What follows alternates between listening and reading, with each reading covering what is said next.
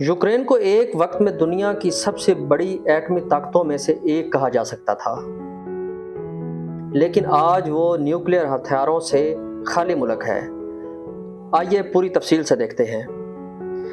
Video को आगाज़ करते हैं। बिस्मिल्लाहिर्रहमानिर्रहीम। अस्सलाम वालेकुम। Welcome to my YouTube channel fun and knowledge में खुशामदीद। उम्मीद करता हूँ आप सब खैरियत से होंगे। क्या यूक्रेन एक एटमी ताकत था? नाजरीन, आज हम आपको एक ऐसे मुल्क की कहानी सुनाने जा रहे हैं जो कभी दुनिया की सबसे बड़ी एटमी ताकतों में से एक था। जी हाँ, हम बात कर रहे हैं यूक्रेन की। सवाल ये है कि क्या वाकई यूक्रेन के पास एटमी हथियार थे, और थे तो फिर कहाँ गए? आइए मुकम्मल हकीकत जानते हैं। 1991 तक यूक्रेन सोवियत यूनियन का हिस्सा था।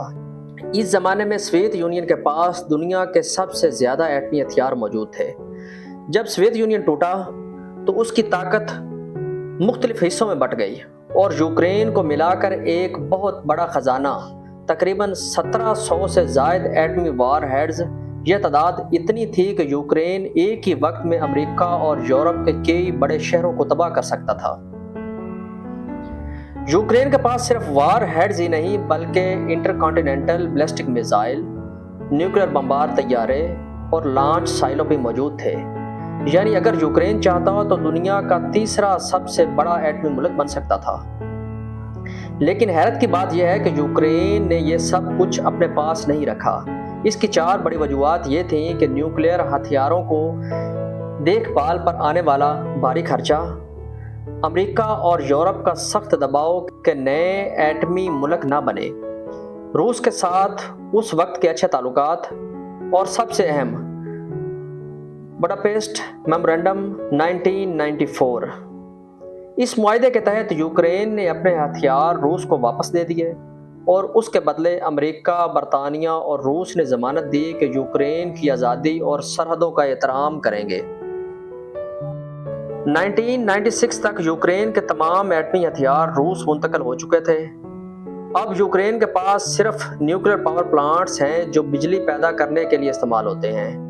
इनमें सबसे मशहूर है चेर्नोबिल प्लांट, जहां 1986 का बदनामे ज़माना हादसा पेश आया था। जब यूक्रेन ने अपने एटमी हथियार छोड़ने का फैसला किया तो उसका बाकायदा बैनुल-अक़वामी मुआहदा और तकरीब भी मुनक्कद हुई।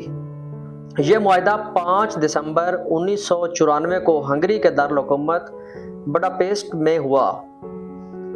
इसमें यूक्रेन ने अपने तमाम एटमी हथियार रूस के हवाले करने पर रजामंदी जाहिर की।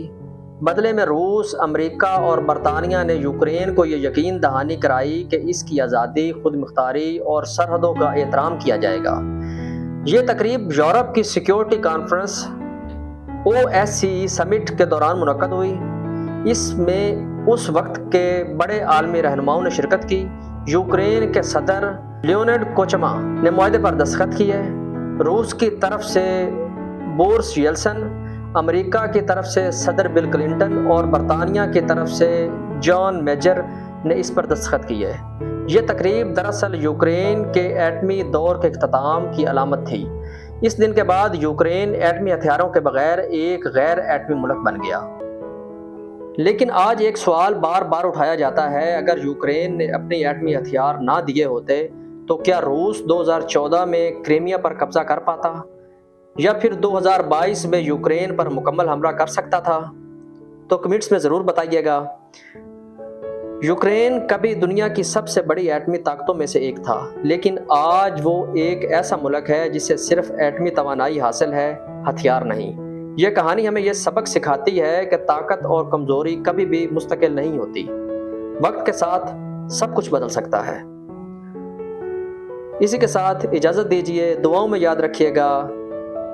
वीडियो को ज़्यादा से ज़्यादा शेयर करें, सब्सक्राइब करें और लाइक करें। अल्लाह हाफिज़।